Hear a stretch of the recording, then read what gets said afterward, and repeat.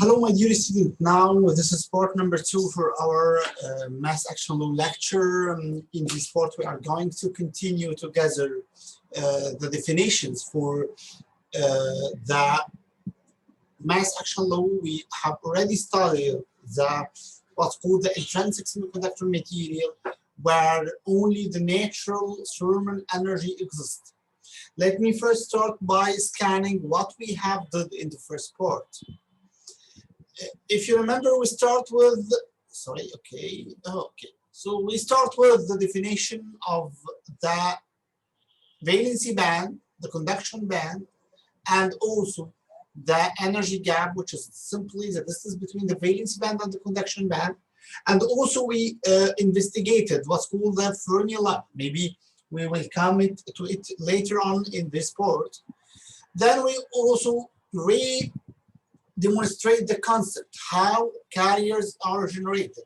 It's simply due to the natural thermal energy. When this natural thermal energy at room temperature exists, then some electrons can jump from the valency band to the conduction band and they leave holes instead. Here, this is basically the simple definition. We also used to make the same manner by both graphical and mathematical representation. By graphical representation, as you can see, we are multiplying the density of the states, which is simply the number of states, with the probability, or 1 minus probability when we are dealing with hole. So we get the amount of electrons in the valency, the amount of electrons in the conduction band, or the amount of holes in the valency band. And basically, as for each electron created in the conduction band, it leaves a broken bond, or what's called a hole in the valency band. So simply, the number of electrons in the conduction band equals to the number of holes in the valency band, and we call this what's called the Ni, or the intrinsic concentration. Accordingly, we define the mass action law as the multiplication between N node and B node, which is simply Ni squared. On the other hand, we can do the same process mathematically when we integrating the number of electrons n from EC to infinity, because electrons are only defined in the conduction band. So this integration will reach to this equation, n equals nc e power minus, or e power ef minus ec over kt, where we define N capital C as the effective density of states in the conduction band. Then we turn to the holes, and we did the same approach with limits integration from EV to negative infinity, as holes are only defined in the valency band, where we use V of E, which is the density of states for holes in the valency band, and we use 1 minus f of E, because f of E is the probability to find an electron, then 1 minus f of E is the probability to find a hole. Finally, we reach this equation where P equals NV e power EV minus EF over KT, where NV is called the effective density of states in the valency band. After that, we start to have a mathematical description for Ni. We said previously, based on mass action law, that N node equals to P node equals to Ni. That's why N node times P node equals Ni squared. So after getting a mathematical formula for N and for P, we can easily multiply these two formulas together, and we can reach a formula for what called the Ni. Here, Ni is equals to Nc times Nv e power minus Eg over 2kt.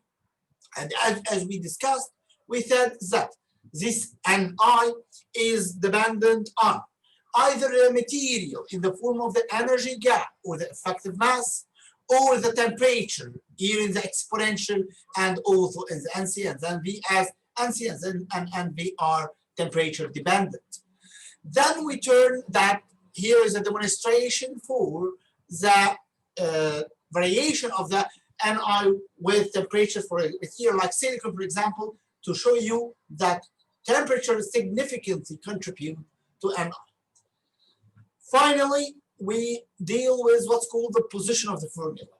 Here, the concept is very easy. We are now dealing with how we can find an expression for the EF.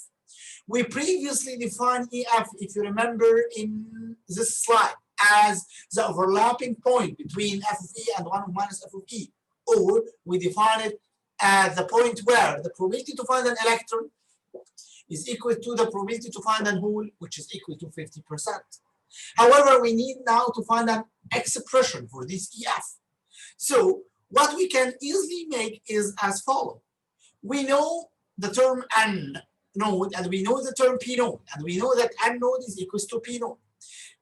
In my first video, in part number 1, I did with you such a derivation. However, I make some mathematical mistakes. I apologize for that. So I'm going now to repeat it again, just to make sure that you got my point clearly. So let me now turn to my second whiteboard camera and stop sharing and start doing this derivation again, just to make sure that you got my point easily.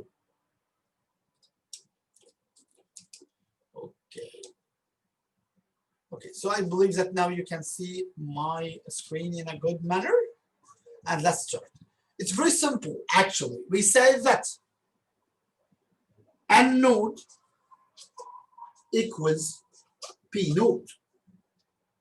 So N node is equals to NC e power minus, or sorry, not minus, e power EF minus EC over KT. And P node is equals to NV e power EV minus EF over KT. So let's bring constants together. So we say that, for example, NV over NC. So I get now NV is in the denominator and NV is in the denominator. So I will bring this here. So this will be equals to E power EF minus EC over KT. This is the first term. And here is E power EV minus EF over KT. This two numerator and denominator exponential is simply a subtraction of the coefficients. So it's one exponential power EF minus EC minus EV, and then minus equal to plus EF over KT. Or simply, it's an exponential of 2EF minus EC minus EV, again over KT.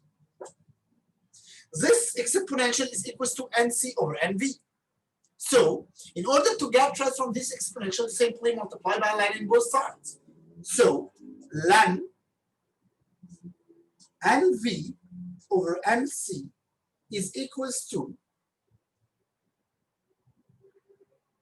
2EF minus EC minus EV over KT.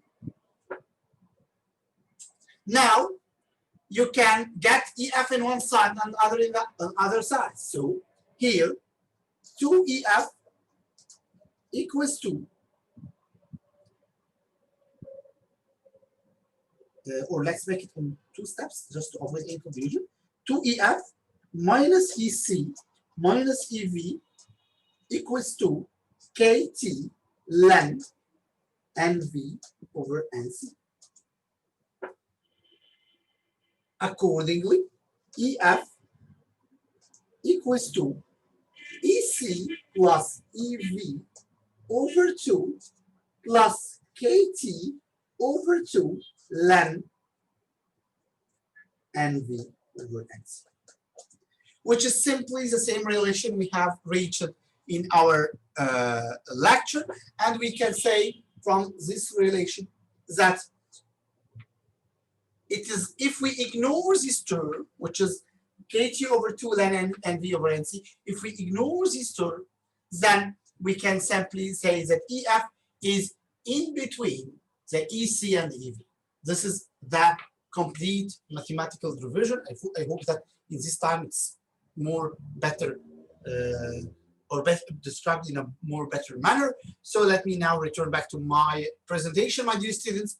And finally, if you remember in the first part, we have demonstrated what's called the physical meaning for the Fermi level. And I told you that physically, the Fermi level means that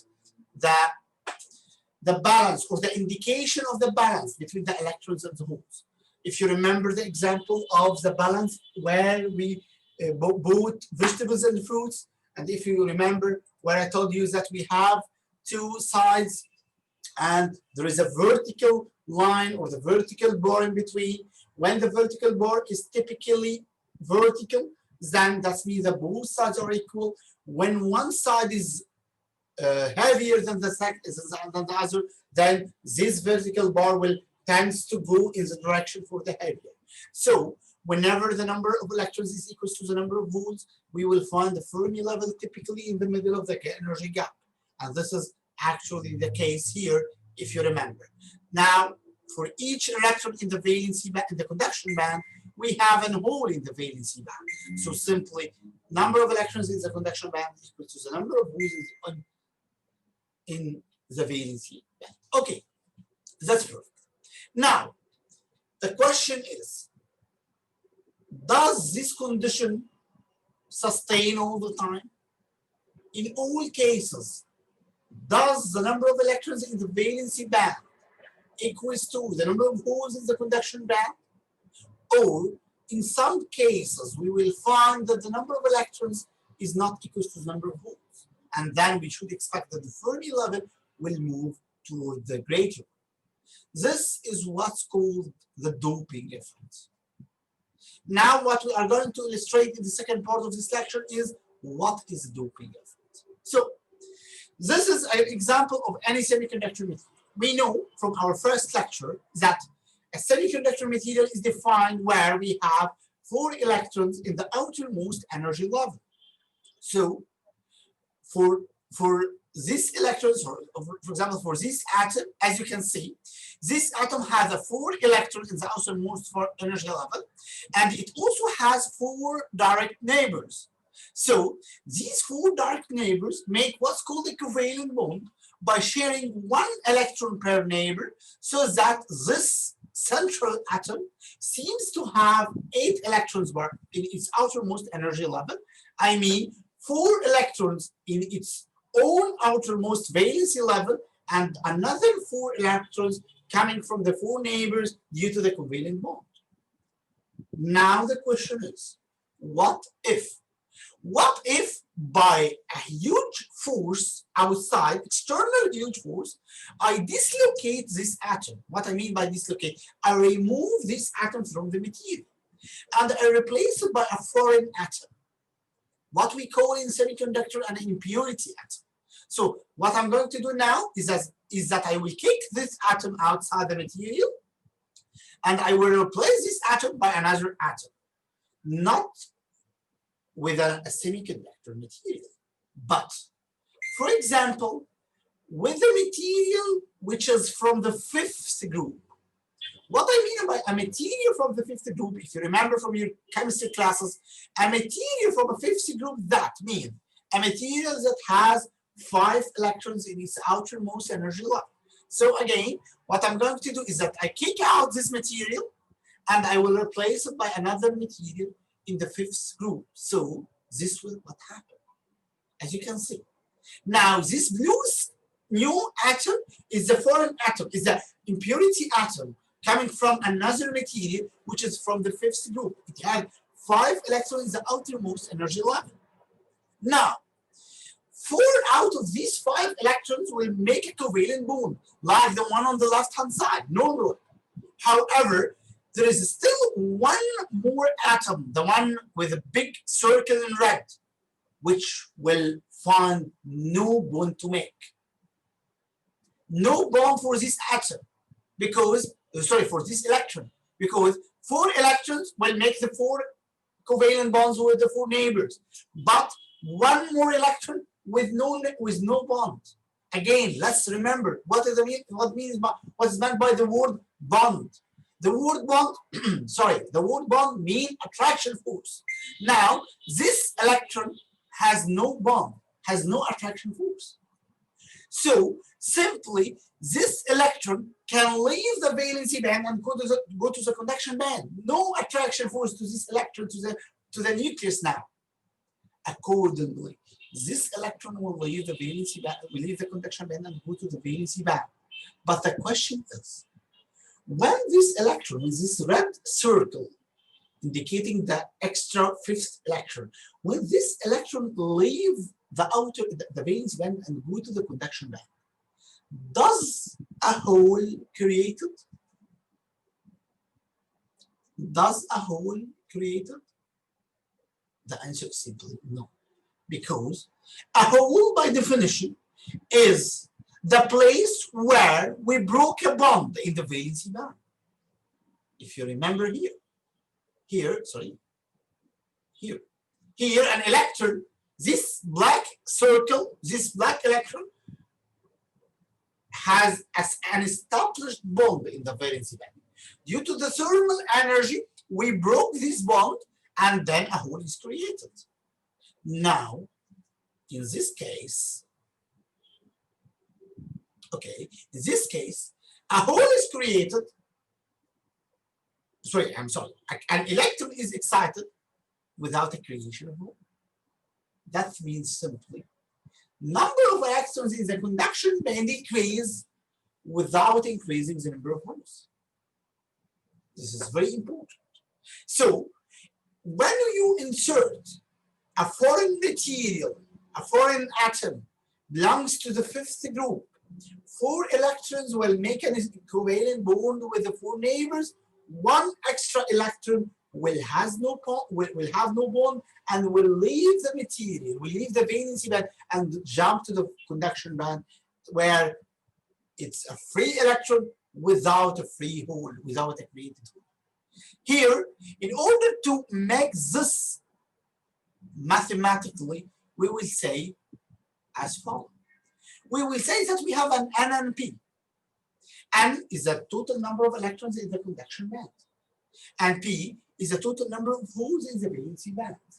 But previously, N was equals to P. Now, N is not equals to P. Why? Because you have what's called a positive ion. What do you mean positive ion? Now, this blue atom is naturally a stable atom. I mean, it has number of electrons equals to the number of protons. Electrons are the negative charge, protons are the positive charge. When 1 electron leaves this atom, then the number of protons will be higher than the number of electrons. Accordingly, this atom, after the left of the red electron, this blue atom will be a positively charged, because this atom has number of protons greater than the number of electrons. So that's why I say the total positive charge is the holes in the valency band in addition to this ion. We call it the positive ion. The total number of electrons is still the number of electrons in the conduction band. So simply, we call now this new N as ND. Now, if this ND plus is much greater than P, we can ignore the P. And we can say that N is roughly equals to ND. This is simply when this ND plus is much greater than P, which is usually the case. Just to give you an example, usually the N and the P for the silicon atom, for example, are in the order of 10 per 10. When you make a doping here with a donor, here we call D, by the way, because we call it a donor, because each atom here, each atom from the foreign material, each atom from the impurity material will donate by 1 electron. That's why we call it a donor. So here, for example, for silicon, we have typically Ni. If you remember Ni, let's return back. In silicon, we have Ni typically in the order of 10 per 10. 10 per 10. When you are going to make a doping in the silicon, for example, you will make this doping, for example, with 10 per 15, which is 10 per 5 greater than P. So now the new n is 10 power 15 plus 10 power 10, which is simply 10 power 15. So now the new n is what's called the nd.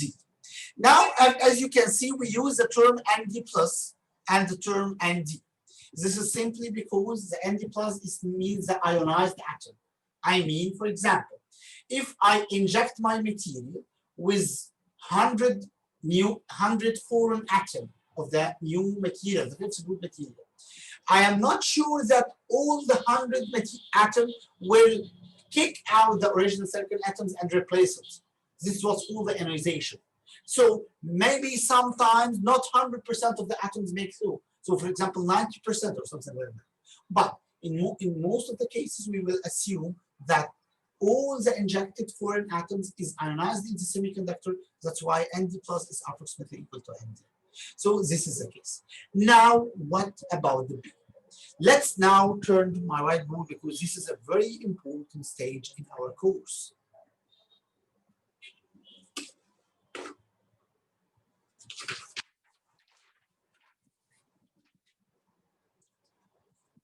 Okay, let's now stop sharing for a while and let's turn now to this whiteboard, simple one. Okay, I'm sorry for this automatic auto-focusing from the camera. I will try to change it maybe in the next lecture.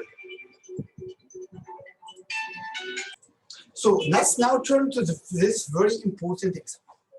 Let's start with the example with silicon. If I told you that silicon has an intrinsic concentration 10, Ni equals 10 power 10, and usually the unit is centimeter per minus 3. I mean here, for every centimeter cube of the material, we have 10 power 10 electron in the intrinsic case. Again, I here means intrinsic. What I mean by intrinsic is that no additional material is added to the silicon. This is just a pure silicon with 10 power 10 electron. These 10 power 10 electrons comes due to the natural thermal energy. These electrons have jumped from the valency band to the conduction band due to the natural thermal energy. So this is simply the 10 power 10. Now, when I told you what is the number of electrons in the conduction band, you would simply told me, okay, the number of electrons in the conduction band simply N equals Ni equals 10 power 10 centimeter per minus 3. When I told you what is the number of holes in the valency band, okay, this is an intrinsic case. So now we call it N node. So N node equals to P node equals to Ni equals to 10 power 10. Very simple like that. No worries. Okay. Now, I told you, please take care. I have picked up a new foreign material, a donor material, and I inject this material in your silicon. So that you have a new Nd equals, for example, 10 power 17 centimeter per minute. I mean, I inject 10 power 17 atom per centimeter cube inside the silicon. Now, what happened? Okay. So now the new number of electrons N is simply equals to, I already have 10 power 10. These are the naturally 10 power 10 electron. Naturally, I have 10 power 10 electron. And then every new added atom will donate with a new electron. So I will have another 10 power 17 electron due to the injected foreign impurity material. Here you are summing two numbers. The difference between these two numbers is 10 power 7, which is 10 million times. So simply, it is like that you are adding 10 million plus 1. So 10 million plus 1 is simply equals to 10 million. You don't need, you can ignore simply 1. So what you will say, okay, then N is approximately equals to Nd is equal to 10 power 17 centimeter per minute. This is simply the answer. This is now the very important question is, what about P? What I'm going to do is as follows. If you remember, we have the relation N node equals P node, and N node times P node equals Ni squared. If you remember this relation, this is what's called the mass action law. If you remember this relation. So what I'm going to do is that now I know the N is 10 power 17, and Ni squared is constant. It's 10 power 10 squared, which is 10 power 20. So P node equals to Ni squared over N node. So it's equals to 10 power 10 squared over 10 power 17, which is equals to 10 power 3 centimeter per meter. Very, very, very important example. Now, P is equals to Ni squared over N, which is equal to 10 power 20 over 10 power 17, which is 10 power 3. The question, the bonus question, where I will terminate this part is how P becomes 10 power 3. You should ask yourself a very important question is, we start with P equals N equals 10 power 10. Now, N increase makes sense because you add a new material. So this N becomes 10 power 10 plus 10 power 17, which is approximately equal to 10 power 17. Makes sense, no problem. But P should be kept to 10 power 10. Why P is decreased to be 10 power 3? Where is this difference? This is a very important question. Actually, I will make it as a bonus question. Let me now terminate this part of the lecture and see you in the next part, part number 3, where we will go to what's called the B-doping process or the acceptor process.